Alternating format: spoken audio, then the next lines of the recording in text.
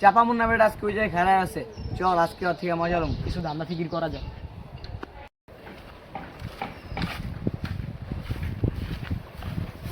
ভাই আসসালামু আলাইকুম। গুড মর্নিং বললাম কিসের জন্য বুঝলি না? আমি তো নেতা হইতাছি, সর্বদলীয় ঐক্য ভাই নেতা। এই পার্টিতে কি টাকা বেশি? মুন্না ভাই যেখানে টাকা আছে মুন্না ভাইকে দেখা যায় সেখানে বেশি। এই বেটা, আদর্শ নামে একটা জীবনে জিনিস আছে। ভাই আপনি কোন আদর্শের লোক ভাই? উনি হচ্ছে টাকা আদর্শের লোক। এই বেটা, এত টেকা টেকা করস কে?